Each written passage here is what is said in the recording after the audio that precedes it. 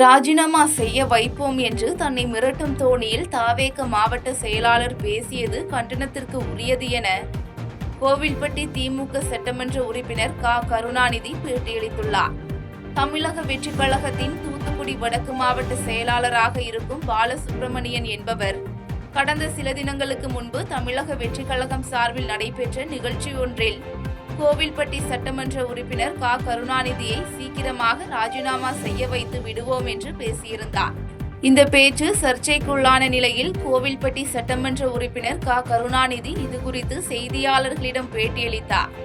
அப்போது பேசிய அவர், தாவேக மாவட்ட செயலாளர் தன்னுடைய பெயருக்கு களங்கம் விளைவிக்கும் வகையில் தன்னை ராஜினாமா செய்ய வைப்போம் என்று மிரட்டும் தோணியில் பேசியுள்ளதாகவும், அனிதா ராதாகிருஷ்ணனிடம் பேரம் பேசியது போல் தன்னிடம் பேரம் பேச முயல்வதாக தெரிகிறது என்றும் குற்றம் சாட்டி பேசினார். மேலும் தான் திமுக காரன் என்றும் தன்னை களங்கம் ஏற்படுத்தும் வகையில் பேசிய தாவேக மாவட்ட செயலர் தன்னிடம் வருத்தம் தெரிவிக்க வேண்டும் என்றும், இல்லை என்றால் சட்டப்படி நடவடிக்கை எடுப்பேன் என்றும் எச்சரித்தார். வணக்கம். தாவேகனுடைய மாவட்ட செயலாளரும் முன்னாள் வேட்பாளராக போட்டியிட்ட பாலசுப்ரமணியம் அவர்கள் என் பெயர் களங்கப்படுத்தும் வகைக்கு சட்டமன்ற உறுப்பினர் பதவியை ராஜினாமா செய்ய வைப்போம், இவர்களும் வந்து விடுவார்கள் என்கிற மாதிரி அந்த வார்த்தையை அவர் யாருக்கு அந்த அதிகாரம் கொடுத்தான்னு தெரியலை. அவர் மிரட்டு தோணியில் பேசுகிற மாதிரி தெரியுது. இது இப்போ ஏற்கனவே சட்டமன்ற ஒரு நேரத்தில் அனிதா அரெஸ்ட் ஆகி அவருக்கு ஒரு பேட்டி கொடுத்துருக்காங்க. இப்படி பேரம் பேசுகிற மாதிரி இப்படி மிரட்டுறாங்கன்னு சொல்லி இதெல்லாம் சேர்ந்த குணமாக இருக்குமா என்று தெரியவில்லை. நான் திராவிட முன்னேற்ற கழகத்தை சேர்ந்தவன், எதற்கும் அஞ்சிரவும் கிடையாது. அதனால் என்னை என்னை களங்கப்படுத்திய அந்த பாலசுப்ரமணியம் அவர்கள் உடனடியாக பகிரமாக என்பது வருத்தம் தெரிவித்துக் கொள்ள வேண்டும். வருத்தம் தெரிவிக்காத பட்சத்தில் அவர் மீது கண்டிப்பான முறையில் சட்டப்பூர்வ நடவடிக்கை எடுப்பேன் என்பது தெரிவித்துக் கொள்கிறேன்.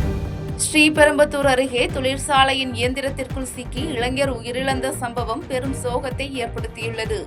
திருவண்ணாமலை மாவட்டம் மூஞ்சூர்பட்டு கிராமத்தைச் சேர்ந்த கோபால் என்பவர் ஸ்ரீபெரும்புதூர் மன்னூர் பகுதியில் உள்ள தனியார் கார் உதிரிபாக தொழிற்சாலையில் மிஷின் ஆபரேட்டராக பணிபுரிந்து வந்தார். இந்நிலையில் வழக்கம் போல நேற்று இரவு வேலைக்கு சென்ற கோபால் காலையில் எதிர்பாராத விதமாக தான் இயக்கி வந்த ராட்சத இயந்திரத்தில் சிக்கி பலத்த காயமடைந்தார். இதனையடுத்து அங்கிருந்த ஊழியர்கள் தனியார் மருத்துவமனையில் கோபாலை அனுமதித்த நிலையில் அவர் சிகிச்சை பலனின்றி பரிதாபமாக உயிரிழந்தார். இதனையடுத்து மகனின் இறப்பு செய்தி கேட்டு ஓடி வந்த தாய் காவல் நிலையத்தில் தரையில் விழுந்து அழுத சம்பவம் அப்பகுதியில் சோகத்தை ஏற்படுத்தியது. மேலும் இந்த விபத்து குறித்து ஸ்ரீபெரும்புதூர் போலீசார் வழக்கு பதிவு செய்து விசாரணை மேற்கொண்டு வருகின்றனர். ஈரோட்டில் காதலிக்க மறுத்த 19 வயது இளம்பெண்ணை இளைஞர் ஒருவர் நடுரோட்டில் கத்தியால் குத்திவிட்டு தப்பியோடிய சம்பவம் பரபரப்பை ஏற்படுத்தியுள்ளது. ஈரோடு வடக்கு காவல் நிலைய எல்லைக்கு உட்பட்ட வீரப்பன் சத்திரம் காவிரி சாலையில் 19 வயது இளம்பெண் ஒருவர் நடந்து சென்று கொண்டிருந்துள்ளார். அப்போது அவரை வழிமறித்த இளைஞர் ஒருவர் திடீரென தான் மறைத்து வைத்திருந்த கத்தியால் அந்த பெண்ணை சரமாரியாக குத்திவிட்டு அங்கிருந்து தப்பி சென்றுள்ளார். பின்னர் இரத்த வெள்ளத்தில் சரிந்து விழுந்த இளம்பெண்ணை அந்த பகுதியில் உள்ள பொதுமக்கள் மீட்டு சிகிச்சைக்காக அரசு மருத்துவமனையில் அனுமதித்தனர். பின்பு இதுகுறித்து தகவல் அறிந்து சம்பவ இடத்திற்கு விரைந்த போலீசார் அங்கு சிதறி கிடந்த இரத்த மாதிரிகள் மற்றும் தடயங்களை சேகரித்து விசாரணை மேற்கொண்டனர். விசாரணையில் தாக்குதல் நடத்திய நபர் சேலத்தை சேர்ந்த கபிலன் என்பதும், இளம்பெண் தனது காதலை ஏற்க மறுத்த காரணத்தால் ஆத்திரமடைந்து இந்த கொடூர செயலில் ஈடுபட்டதும் தெரியவந்தது. தமிழகத்தில் ஆளுநர் தேவையில்லாமல் அரசின் நிர்வாக விவகாரங்களில் தலையிடுவது நல்லதல்ல என்று அமைச்சர் நிர்மல்குமார் பேட்டியளித்துள்ளார்.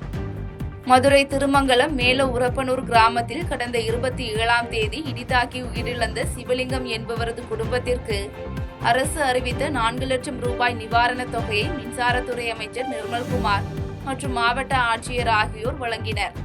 இதனைத் தொடர்ந்து செய்தியாளர்களை சந்தித்த அமைச்சர் நிர்மல்குமார், தமிழகத்தில் ஆளுநர் தேவையில்லாமல் அரசின் நிர்வாக விவகாரங்களில் தலையிடுவது நல்லதல்ல என்றும், ஆளுநர் தனது அதிகார வரம்புக்குள் செயல்பட வேண்டும் என்றும் தெரிவித்த அவர், ஒரு சாலை அமைக்க கூட ஆளுநரால் உத்தரவிட முடியாது என்றும் விமர்சித்து பேசினார். மேலும் அரசு வழக்கறிஞர்கள் நியமனத்தில் லஞ்சம் வாங்கப்படுவதாக பாஜக மாநில தலைவர் நயினார் நாகேந்திரன் கூறிய குற்றச்சாட்டை மறுத்த அமைச்சர், அனைத்து நியமனங்களும் முழுக்க தகுதியின் அடிப்படையிலேயே நடைபெறுவதாகவும், தற்போது சுமார் 800 பணியிடங்கள் தற்காலிக அடிப்படையில் நிரப்பப்படுகின்றன என பதிலளித்தார்.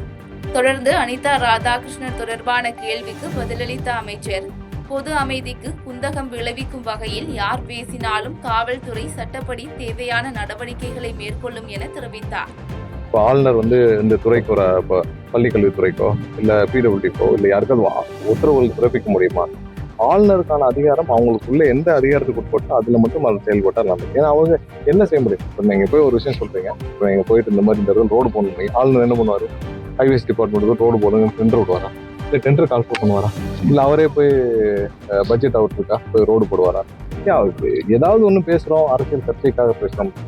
இதான் பிஜேபி இருக்கிற மாநிலங்களில் போய் இதே மாதிரி ஆளுநர் போய் ஆய்வு செஞ்சு அங்கே போய் மக்கள்கிட்ட போய் ஒரு அறிவிப்பு கொடுக்கணும் தானே, சொல்லி எங்களுடைய நிலத்தை அபகரிக்கிறான்னு சொல்கிறாங்க. அப்படி இன்னைக்கு எப்படி நடக்குதுன்னா, இப்போ இவர்கள் ஆட்சியில் இருந்த காலங்களில் என்னென்ன செஞ்சிருப்பாங்க, அதுதான் இவர் சுற்றி அவரையும் அவர் சுற்றி இருக்கிற ஆட்களும் அவர்கள் செய்யாத கட்ட பஞ்சாயத்து. அவங்க போய் ஊரில் போய் திருச்செந்தூரில், திருநெல்வேலியில், தூத்துக்குடியில் போய் கேட்டு பாருங்க அவரை பற்றி என்னன்னு சொல்கிறாங்கன்னு. கண்டிப்பாக சட்டம் அதுக்கு என்ன சட்டப்பூர்வமாக செய்யணுமோ தெரியும். நமக்கு என்ன தெரியாதா என்ன? அனிதா ராதாகிருஷ்ணன் அவ்வளோ பெரிய யோகியரா என்ன? இல்லை அவர் ஒன்லி மக்கள் தொண்டு தான் செஞ்சுட்டு இருந்தாரா? அவர் பேசுகிற லட்சணத்திலே தெரியாத அவர் என்ன மாதிரியான வேலை பார்த்துட்டு இருந்தா நபர். திருச்சியில் கஞ்சா போதையில் ஈடுபட்ட நபர்களை தட்டி கேட்ட 2 இளைஞர்களை ரிவாலால் வெட்டிவிட்டு தப்பியோடிய சம்பவம் பெரும் அதிர்ச்சியை ஏற்படுத்தியுள்ளது. திருச்சி மாவட்டம் பொன்மலைப்பட்டி கொட்டப்பட்டு மாரியம்மன் கோயில் தெருவில் வசித்து வரும் நாகராஜ் மற்றும் அவரது உறவினர் ஜெகநாதன் ஆகிய இருவரும் வீட்டு முன் அமர்ந்து பேசிக் கொண்டிருந்துள்ளனர். அப்போது அந்த பகுதியில் சிலர் கஞ்சா மற்றும் போதை ஊசி மாத்திரைகள் பயன்படுத்துவது மற்றும் விற்பனை செய்வதை அறிந்த இவர்கள் அதனை தட்டி கேட்டுள்ளனர். அப்போது கஞ்சா போதையில் இருந்த 4 பேர் தகராறில் ஈடுபட்டதுடன் அவர்கள் இருவரையும் அரிவாள் மற்றும் ஆயுதங்களுடன் சிரமாரியாக வெட்டிவிட்டு தப்பியோடியுள்ளனர். இதில் பலத்த காயமடைந்த இருவரும் அரசு மருத்துவமனையில் சிகிச்சை பெற்று வரும் நிலையில் இச்சம்பவம் குறித்து பொன்மலை காவல் நிலைய போலீசார் வழக்கு பதிவு செய்து விசாரணை மேற்கொண்டு வருகின்றனர். இந்த விசாரணையில் குற்றவாளியான ஷாருக்கான் என்பவர் திருச்சி அரசு மருத்துவமனையில் சிகிச்சைக்காக உள்நோயாளியாக சேர்க்கப்பட்டுள்ள நிலையில் தலைமறைவாகியுள்ள 3 பேரை போலீசார் தேடி வருகின்றனர். செய்திகளை உடனுக்குடன் தெரிந்து கொள்ள கீழ்கண்ட கேபிள் மற்றும் டிடிஎச் நெட்வொர்க்குகளில் எம்நாடு செய்தி தொலைக்காட்சியை காணுங்கள். பாதகம் செய்பவரை கண்டால் நாம் பயம் கொள்ளலாகாது பாப்பா. மோதி மிதித்துவிடு பாப்பா, அவர் முகத்தில் உமிழ்ந்து விடு பாப்பா. அண்மை செய்திகளை உடனுக்குடன் தெரிந்து கொள்ள இணைந்திருங்கள் எம்நாடு தொலைக்காட்சியுடன்.